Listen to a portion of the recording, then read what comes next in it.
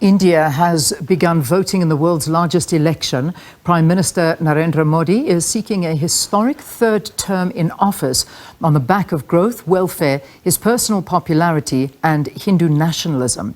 For the latest, let's cross to our correspondent in Delhi, Nena Poonia, and find out what's happening. And Nena, very good morning to you. Perhaps you can give us a bit of an update on what went down yesterday during the elections and what the latest is.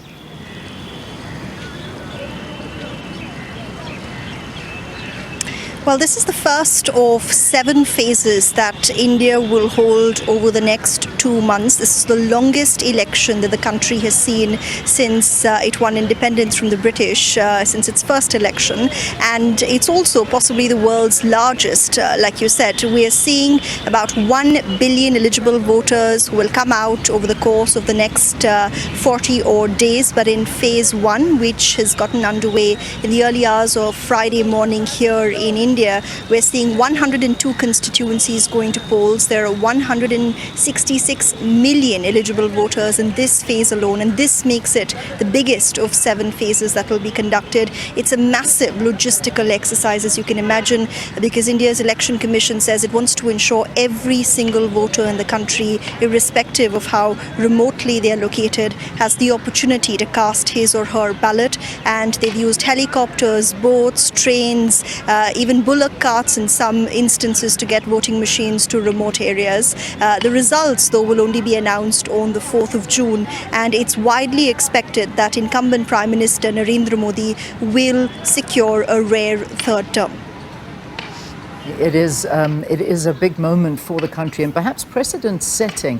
How does the nation feel about the president moving in for that third term? Because I don't think there's doubt that that is certainly going to go to him. But moving in for a third term, the sentiments amongst people?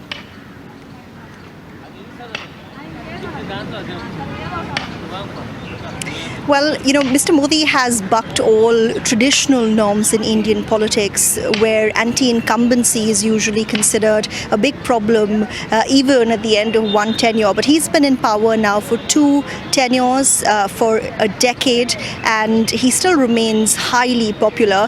Some surveys have put his approval ratings at as high as 80%. There was a survey conducted earlier in the year as well by a global firm, and it found that Prime Minister Modi was perhaps at this moment the most popular leader globally. And his fans say that they believe in Mr. Modi. Many equate him to being India itself. They believe India's rise on the global stage is also linked to Mr. Modi and his way of handling geopolitical challenges and domestic politics.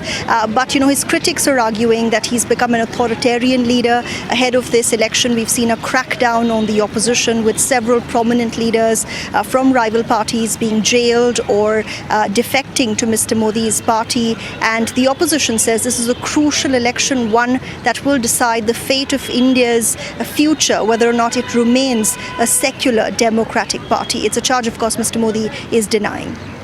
Let's leave it there for now, keeping us waiting on that one. As we say, a precedent-setting election taking place, a very long process indeed, with the amount of people in the population in India. So those results expected much later, but those elections underway in India.